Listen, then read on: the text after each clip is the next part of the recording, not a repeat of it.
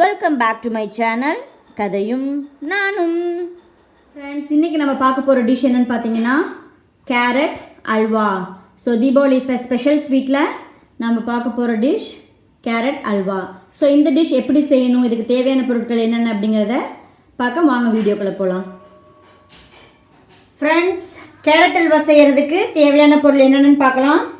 நான் 2 cup carrot நல்லா துருவி எடுத்து வச்சுருக்கேன்.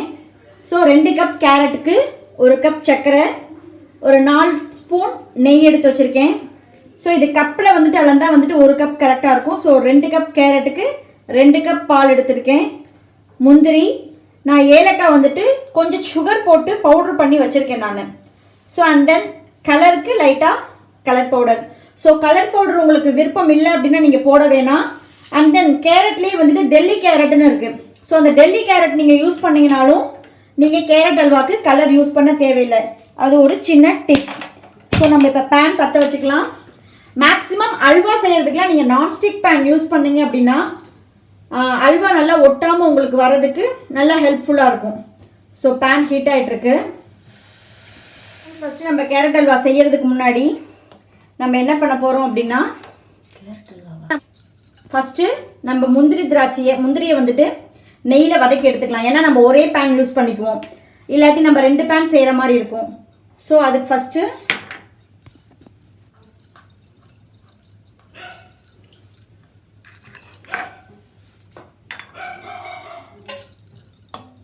ஒன்றே கால் ஸ்பூன் நெய் போட்டு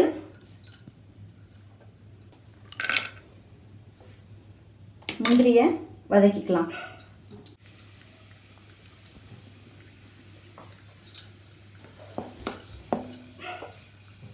ஃப்ரெண்ட்ஸ், முந்திரி திராட்சை தாளிச்சு எடுத்ததுக்கப்புறம்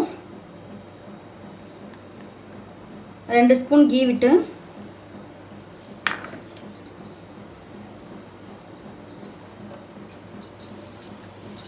நம்ம துருவி வச்சிருக்கிற கேரட் ஃபுல்லாக போட்டுடலாம்.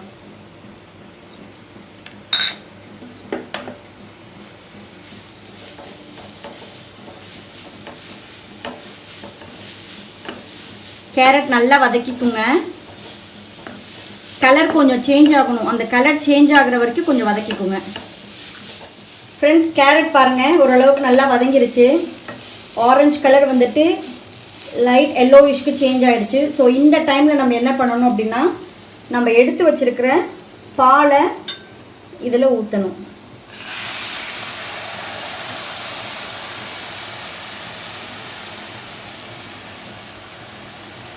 நீங்கள் தண்ணி கூட ஊற்றலாம். பட் என்னென்னா, பால் ஊற்றுனீங்கன்னா உங்களுக்கு அந்த கேரட்டோட பச்சை வாசம் இருக்காது. அந்த டேஸ்ட் உங்களுக்கு தூக்கி கொடுக்கும். ஸோ இதை நம்ம ஒரு 3 மினிட்ஸ் 2 to 3 மினிட்ஸ் இதை நம்ம பாலில் நல்லா வேக வைக்கலாம். ஸோ இந்த ஸ்டேஜில் நீங்கள் என்ன பண்ணுறீங்க அப்படின்னா, பேனை க்ளோஸ் பண்ணி வச்சுருங்க. 2 மினிட்ஸ் இதை நல்லா வேகட்டும். 2 மினிட்ஸ் கழித்து நல்லா எடுத்து கிண்டி விட்டுக்கோங்க. பட் பக்கத்துலேயே இருங்க, ஏன்னா நீங்கள் பால் ஊற்றிருக்கிறதுனால உங்களுக்கு அது பால் பொங்கும். ஸோ 1 to 2 மினிட்ஸ் நீங்கள் எடுத்து ஃபுல்லாக சைட்லலாம் எடுத்து விட்டு, நீங்கள் ஆடையெல்லாம் படிஞ்சிருந்துச்சுன்னா கூட எடுத்து விட்டு நல்லா கிண்டிக்கிட்டே இருங்க. நல்லா அந்த கேரட் வெந்து உங்களுக்கு அந்த வாட்டர் கண்டென்ட் கொஞ்சம் குறையணும், நல்லா வெந்திருக்கணும். ஸோ அது வரைக்கும் நீங்கள் நல்லா ஃப்ரை பண்ணிகிட்டே இருங்க. நல்லா பால்லாம் நல்லா அப்சர்வ் ஆகி நல்லா வெந்து நல்லா திக்காகிடுச்சு. இந்த டைமில் நம்ம என்ன பண்ண போகிறோம் அப்படின்னா, நம்ம எடுத்து வச்சுருக்கிற சுகர் ஆட் பண்ணுறோம். ஸோ நம்ம சுகர் ஆட் பண்ண உடனே என்ன ஆகும் அப்படின்னா, உங்களுக்கு திருப்பி வாட்டர் கண்டென்ட்டாக மாறும்.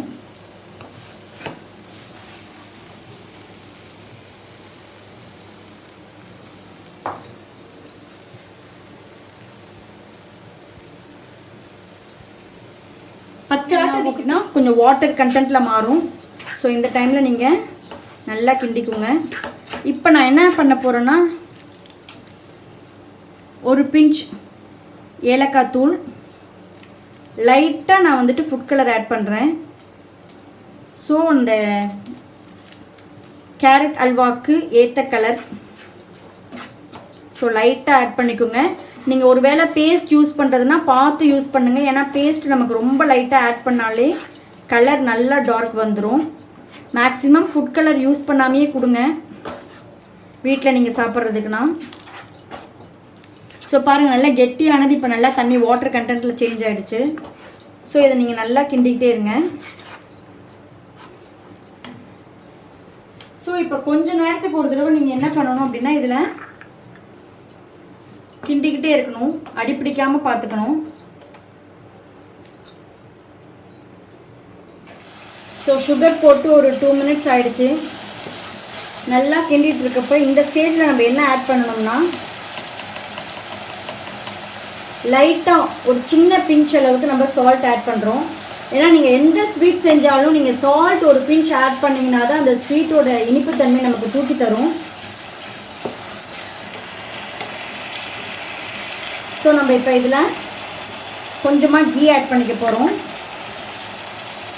கீ வந்துட்டு ஒரேடியாக ஆட் பண்ணாமல் கொஞ்சம் கொஞ்சமாக நீங்கள் ஆட் பண்ணி செய்யும் போது அதோட டேஸ்ட் இன்னும் அதிகமாகும்.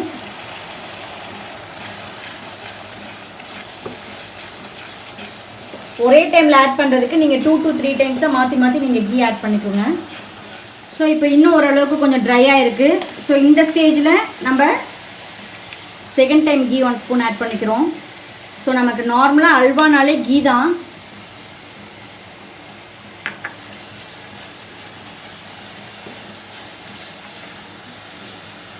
அண்ட் தென் நம்ம முந்திரி திராட்சை ஸ்டார்டிங்கில் தாளித்து வச்சோம் பார்த்தீங்களா? ஸோ அந்த முந்திரி திராட்சையும் நம்ம இதில் ஆட் பண்ணிக்கிறோம்.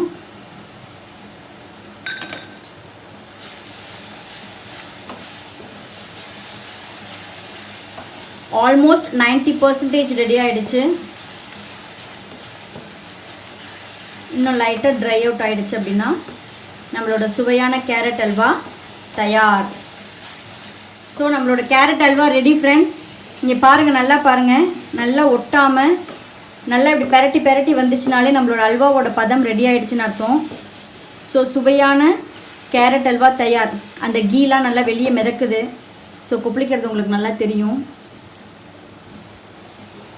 ஸோ நல்லா கீ வெளியே நல்லா வந்துருச்சு. ஸோ அல்வா எங்கேயுமே நமக்கு ஒட்டலை. ஸோ நம்மளோட சுவையான அல்வா தயார். இப்போ தயாராகிடுச்சு. ஸோ இதை தீபாவளிக்கு உங்கள் வீட்டுக்கு வர கெஸ்ட்டுக்கு தரலாம், நீங்களும் சுவைக்கலாம். ரொம்ப ஹெல்த்தியான ஒரு ஸ்வீட். ஸோ குழந்தைங்க கேரட் பொரியலில் சாப்பிட மாட்டாங்க. ஸோ இதில் நல்லா ghee, cashew nut and carrot எல்லாமே இருக்குது. ஸோ குழந்தைங்களுக்கு ரொம்ப ரொம்ப ஹெல்த்தியான டிஷ். இதை எல்லோரும் உங்கள் வீட்டில் செஞ்சு ட்ரை பண்ணுங்கள். இந்த வீடியோ உங்களுக்கு பிடிச்சிருந்துச்சுன்னா லைக் பண்ணுங்கள், ஷேர் பண்ணுங்கள், கமெண்ட் பண்ணுங்கள். புதுசாக சேனலுக்கு வந்திருக்கவங்க மறக்காமல் சேனலுக்கு சப்ஸ்கிரைப் பண்ணுங்கள். கூடவே பெல் ஐக்கானை கிளிக் பண்ணுங்கள். அப்போ தான் நான் போடுற வீடியோஸ் அண்ட் அப்டேட்ஸ் உங்களுக்கு ரெகுலராக வரும். ஸோ நெக்ஸ்ட்டு ஒரு டிஷ்ஷில் நான் உங்களை மீட் பண்ணுறேன். அண்டில் தென் பை ஃப்ரம் கதையும் நானும். பாய்.